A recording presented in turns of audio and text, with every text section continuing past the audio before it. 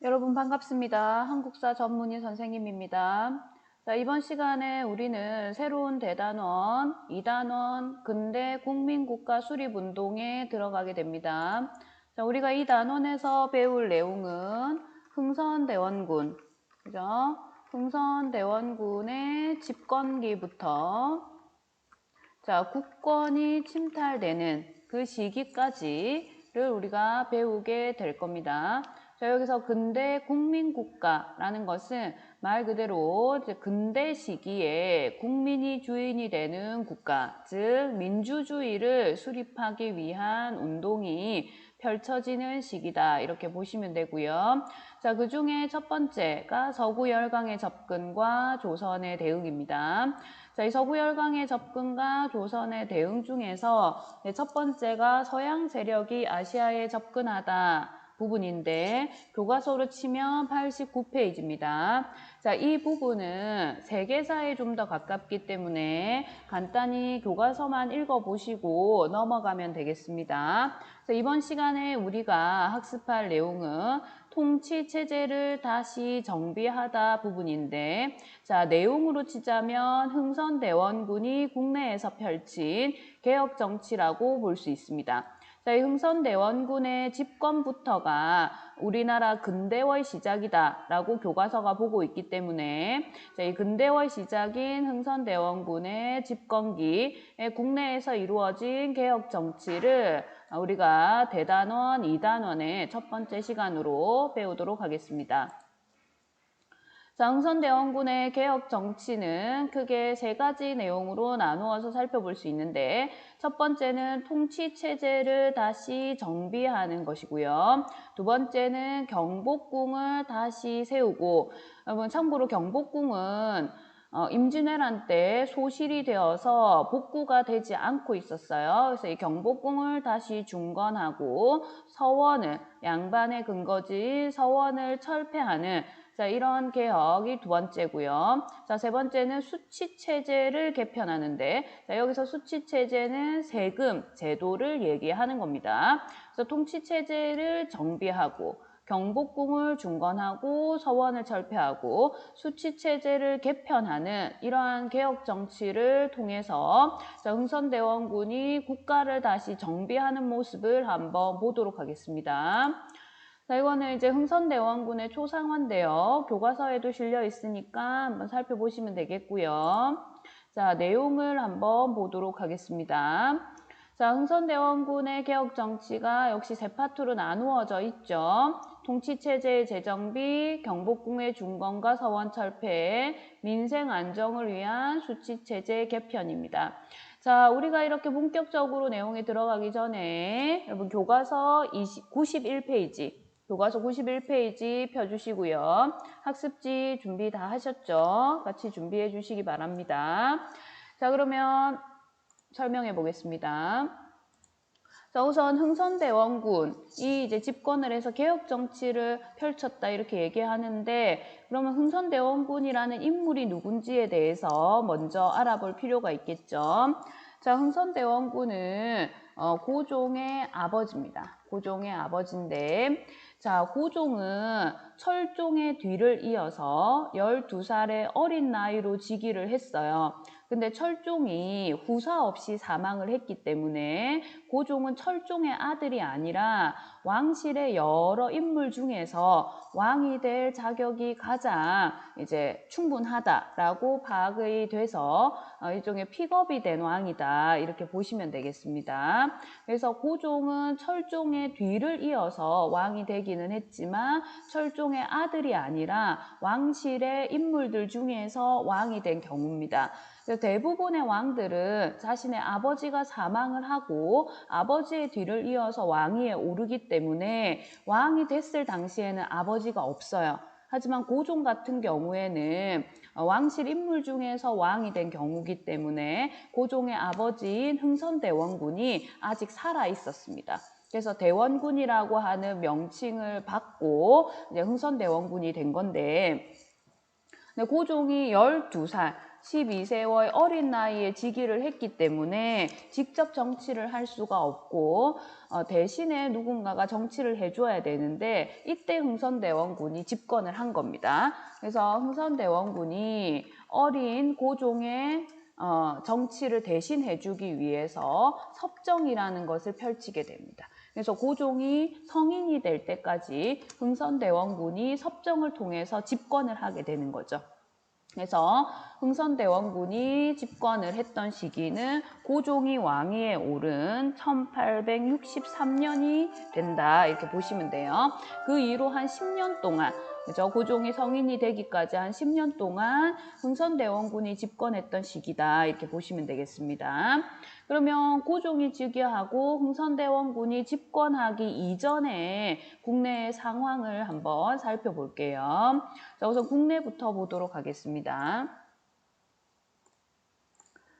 잠시만요.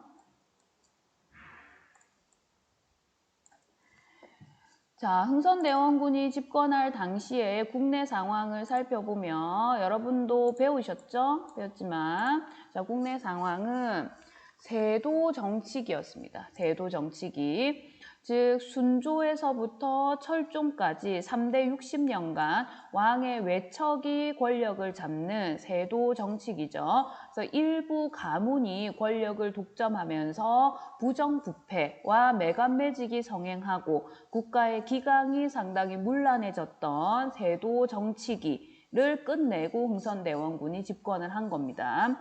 자, 그 세도 정치기에 매간매직과 부정부패가 극심했기 때문에 수치체제인 삼정도 상당히 문란해져서 백성들의 생활이 어려워졌어요.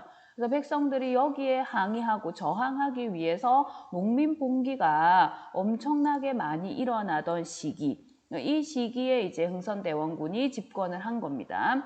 그리고 국외의 상황을 보면 이 서양 세력들이 중국이나 일본 같은 아시아 세력으로 진출을 하면서 이 통상을 요구했어요. 통상이라는 것은 무역, 상업을 통한다는 뜻인데 한마디로 문호를 개방해라 라고 하는 압박이 심해지고 있었던 시기라고 보시면 되겠습니다.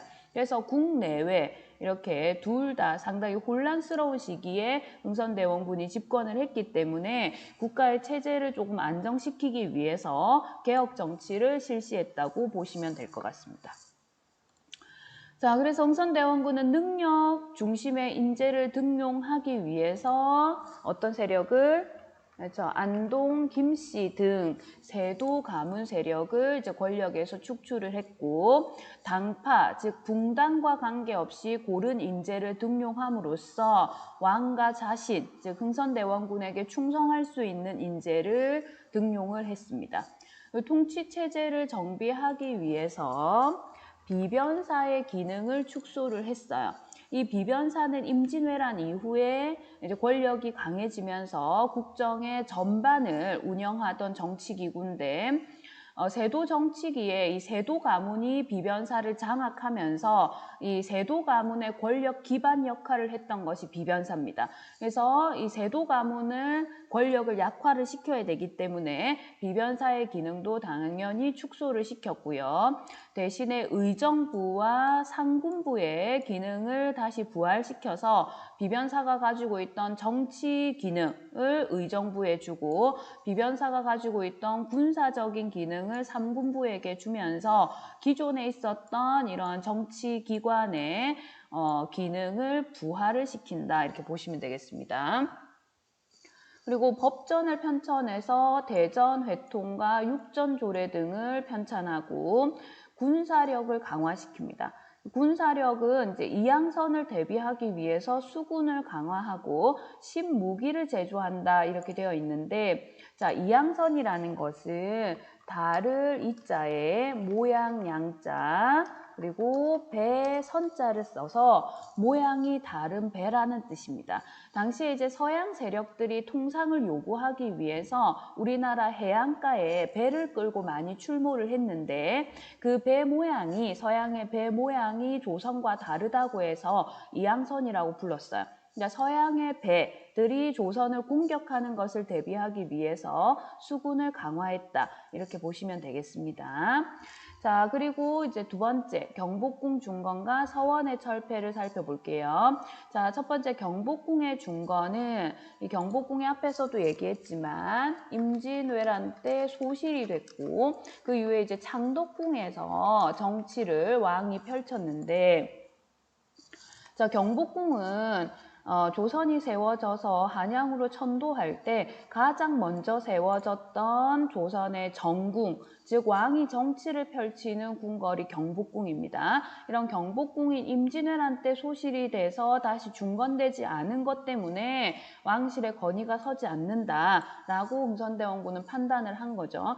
게다가 당시에 왕인 자신의 아들 고종은 상당히 어린 나이에 즉위를 했기 때문에 안 그래도 왕실의 위험이 조금 위축돼 있는 상황에서 경복궁까지 소실이 되어 있으니까 왕이 권력이 안 산다고 생각을 했던 겁니다. 그래서 왕실의 권위와 위험을 찾기 위해서 경복궁을 중건하겠다라고 얘기를 했는데 문제는 경복궁을 중건할 뭐가 없다. 그렇죠. 돈이 없습니다.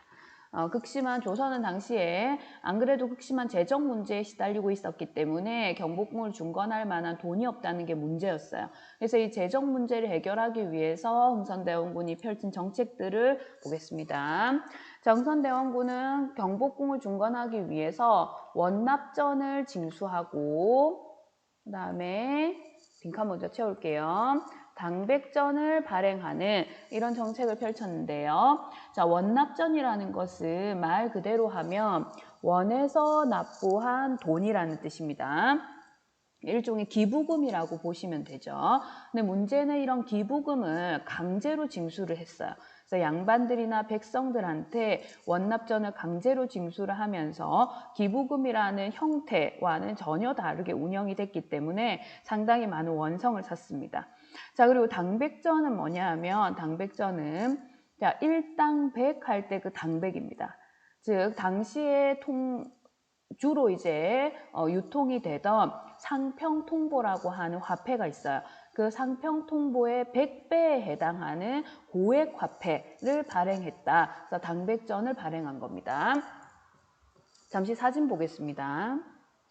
자, 이게 이제 당백전인데 자, 당백전은 어디에서 발행을 했냐면 호조에서 발행을 했어요. 이게 호자인데 그래서 호조에서 발행한 당백전이라 해서 호대당백이라고 이제 글자가 새겨져 있는 이 화폐가 당백전입니다. 당백전은 앞에서도 얘기했지만 당시 유통되던 상평통보의 100배의 가치를 가진다. 라고 하면서 이제 유통이 됐는데 액면가에 100배 가치가 있다라고 이제 발행이 되기는 했지만 유통이 될 때에는 한 5배에서 6배 정도의 가치가 있다라고 이제 판단이 되어서 그렇게 유통이 됐어요. 자, 어쨌든 간에 상평통보보다 5배에서 6배 정도의 가치를 가지면서 유통이 됐기 때문에 굉장히 고액 화폐다 이렇게 볼 수가 있겠죠. 그래서 이런 고액 화폐를 경복궁을 중건을 하기 위해서 국가가 너무 많이 발행을 했습니다.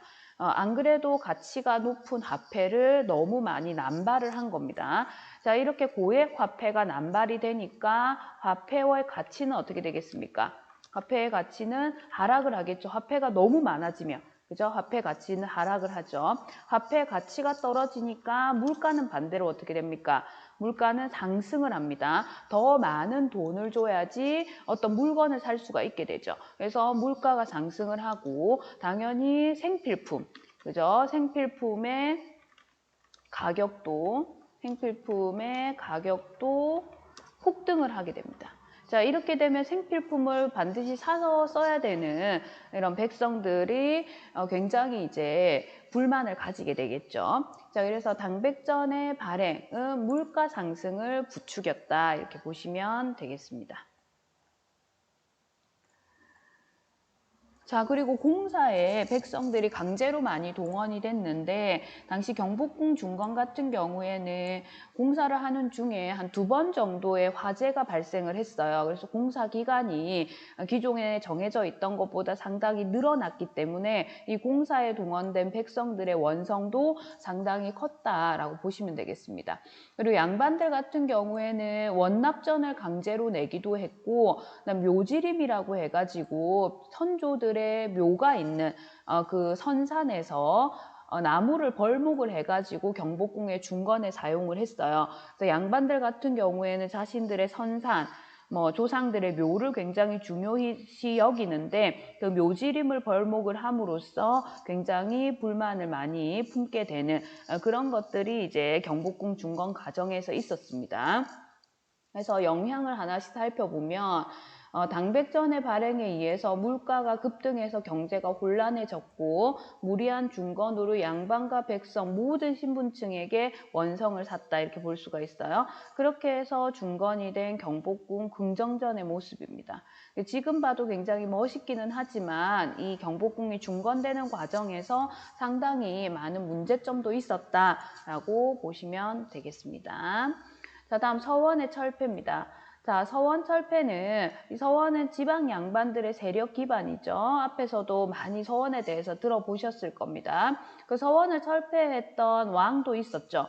그죠? 영조였습니다. 자, 영조는 탕평 정책을 실시하는 과정에서 지방 양반들의 세력을 좀 축소시키고 붕당을 약화시키기 위해서 서원을 철폐를 했는데 흥선대원군의 서원 철폐는 영조하고는 조금 목적이 다릅니다. 자, 왜 이 서원이 했는가, 서원을 철폐했는가 한번 살펴보겠습니다. 자, 당시 서원은 각종 면세와 면역의 특권을 누리고 있었습니다. 이게 무슨 말이냐면, 자, 서원을 운영하기 위해서도 돈이 들겠죠. 그죠? 그래서 이 서원들은 자신들이 이 서원을 운영하기 위해서 드는 돈을, 비용을 충당하기 위해 가지고 이 서원에 속해 있는 토지를 많이 소유하고 있어요. 토지를 많이 소유하고 있는데 문제는 이 서원이 가지고 있는 토지는 무슨 혜택을 받는다? 그렇죠. 면세 혜택을 받는 겁니다. 즉 서원이 소유하고 있는 토지는 세금을 내지 않습니다. 자, 그래서 자신들이 가지고 있는 토지의 면세 혜택을 받기 위해서 양반들이 일부러 서원을 세우는 경우까지 나타났어요. 그래서 너무 많은 토지가 면세의 혜택을 받다 보니까 세금을 내야 되는 백성들의 부담이 오히려 증가하는 이런 문제점들이 발생을 하게 됩니다. 그래서 이런 면세지를 줄여야지 세금을 내는 토지가 증가를 하고 그래야 국가 재정이 확충이 되기 때문에 면세지를 줄이기 위해서 서원을 철폐를 해야 된다 이렇게 생각을 했던 거죠. 그리고 또 한 가지는 면역의 특권도 가졌습니다.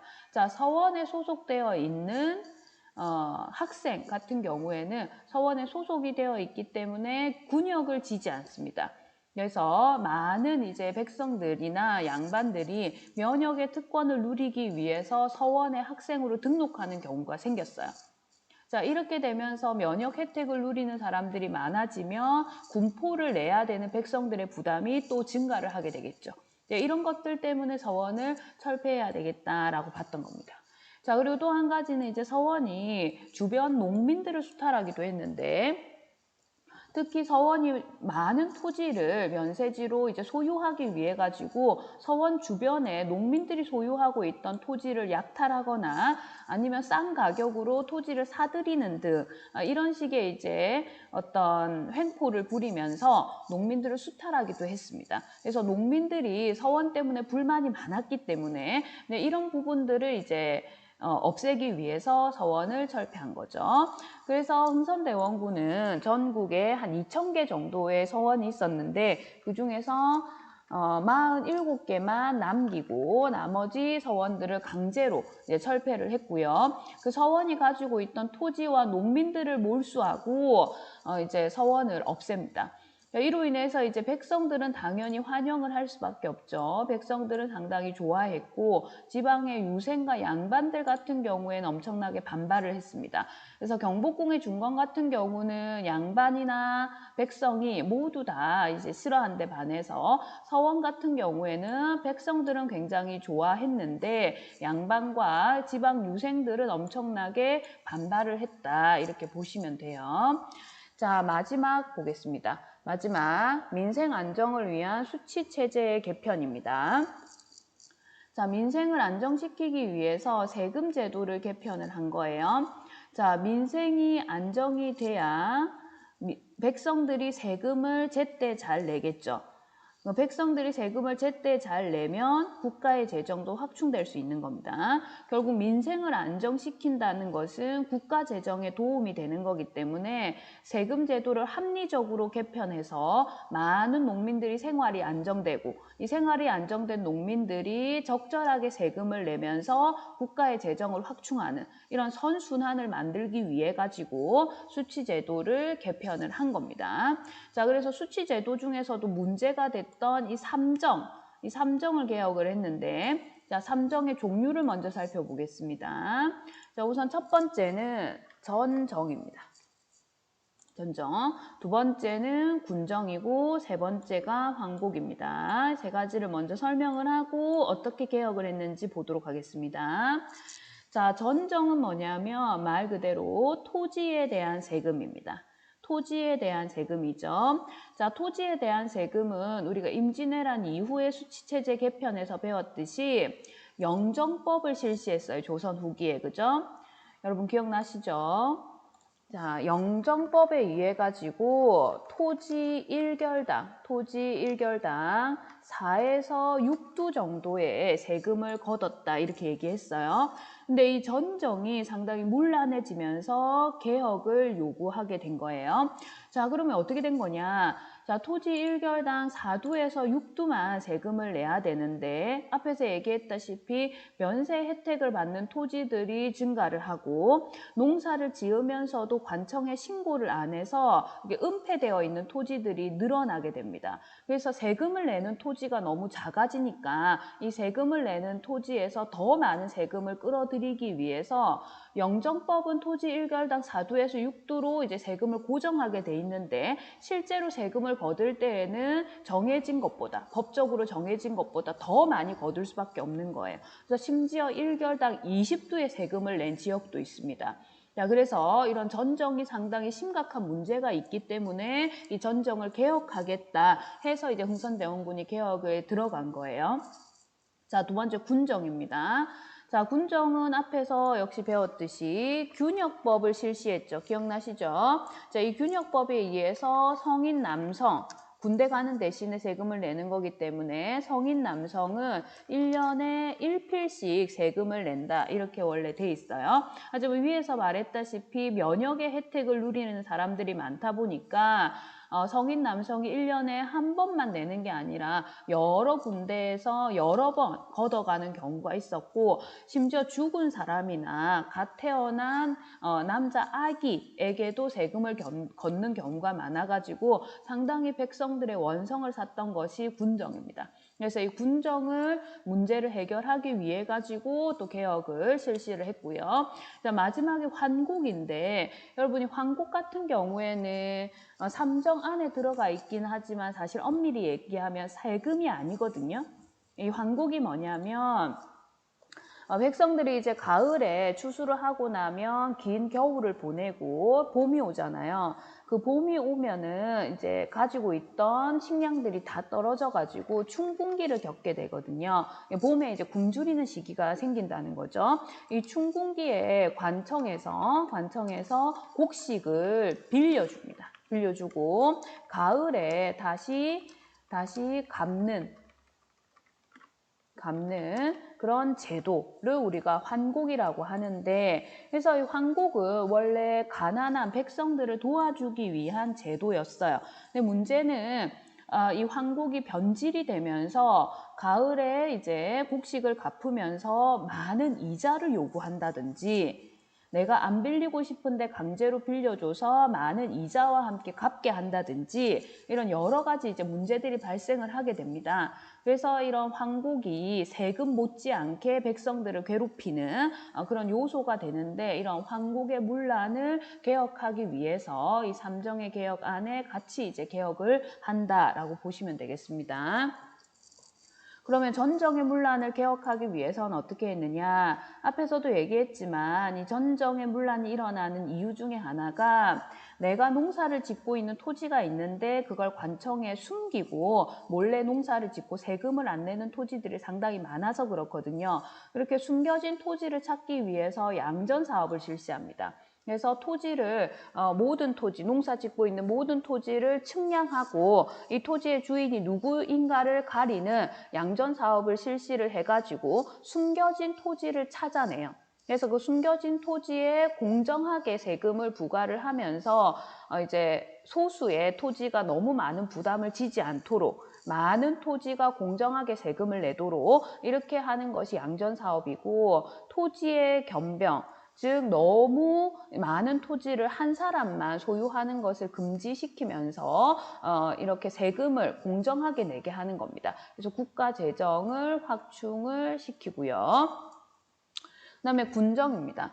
자, 군정 같은 경우에는 토지를 내는 사람들이 지금 너무 작기 때문에 세금을 내는, 군포를 내는 성인 남성들의 수가 너무 작기 때문에 즉 면역의 혜택을 누리는 사람들이 너무 많기 때문에 공정하게 조세 부담이 안 된다고 본 거예요. 자, 그래서 누구에게까지? 그렇죠. 양반에게까지도 포를 징수하게 해야 된다. 그래서 집집마다 세금을 충당하게 하는 호포제를 실시합니다. 그래서 양반에게도 군포를 징수하게 함으로써 공평한 세금 부담을 이루게 한 거예요. 자, 그리고 황곡. 자, 황곡 같은 경우에는 관청에서 곡식을 강제로 빌려주고 관청에서 이자를 너무 많이 받는 이런 경우가 있기 때문에 이 관청에서 제도를 운영하는 경우에 문제가 생긴다 이렇게 본 거죠. 그래서 관청에서 운영하지 않고 사창제를 실시합니다. 사창제에 대한 설명은 92페이지 교과서에도 나와 있는데 마을에서 곡식을 이제 저장해 놨다가 마을에서 운영을 하는 거야, 창고를. 그래서 이제 국가에서 관청에서 곡식을 빌려주지 않고 마을에서 창고를 운영하는 이런 사창제를 실시를 합니다. 그래서 농민의 부담을 경감해주는 이런 제도를 실시하는 거죠. 그래서 수치체제가 문란해져 있을 때 이런 삼정의 개혁을 통해서 민생을 안정시키고 국가 재정을 확충을 했어요. 이 부분 잘 보시면 감사하겠습니다. 자, 이 흥선대원군 개혁정책의 의의 같은 경우는 이제 국가기강이 확립이 됐죠. 세도 가문이 물러나고 국가기강이 확립이 됐고 수치체제의 개편을 통해 가지고 민생의 안정에 기여했다 이렇게 볼 수 있고요. 자, 한계는 뭐냐면 당시 이제 서양 세력이 출몰을 하면서 그 서양 세력에 의한 어떤 개혁 그죠? 근대적인 개혁 이런 것들이 필요한 때였는데 여전히 조선은 전제 왕권 강화를 목표로 한 체제 내의 개혁이 이루어졌다라는 것은 한계가 있다는 겁니다. 만약에 흥선대원군이 더 이전에 이제 집권을 해가지고 개혁 정치를 했다면 아무 문제가 없었겠지만 흥선대원군이 집권했던 시기는 국외에서 이제 통상 요구가 굉장히 거세게 일어나던 시기고 이제 근대적인 국민국가를 수립해야 된다라는 분위기가 일어났던 시기인데 그 시기에 강력한 왕권을 기반으로 하는 개혁을 실시했다. 라는 점에서 흥선대원군이 가지고 있는 어떤 한계가 있다라고 볼 수가 있습니다. 자, 그 다음에 이제 교과서 92페이지에 보시면 흥선대원군 개혁 정치에 대한 생각을 키우자 자료가 있어요. 여기 보시면 군정을 개혁하기 위한 호포제 실시, 그 다음에 이제 서원철폐나 경복궁 중건 같은 흥선대원군의 개혁 정치에서 상당히 중요한 내용에 대한 탐구 활동이거든요. 그래서 이 자료 반드시 읽어보시고 문제가 3번까지 있어요. 1, 2, 3번 문제를 여러분들 스스로 한번 꼭 풀어보시기 바랍니다. 예시 답안은 선생님이 공지사항에 게시를 할 테니까 그 공지사항을 보면서 자기 답안하고 비교를 해서 잘 살펴보시기 바랍니다. 자, 이렇게 해서 이제 이번 시간에는 흥선대원군의 개혁 정치에 대해서 살펴봤는데, 흥선대원군의 개혁 정치는 사실 우리가 중간고사를 치거나 기말고사 같은 이제 학교 시험에서 흥선대원군의 개혁 정치에 대해서는 한 문제 정도는 반드시 시험에 나오거든요.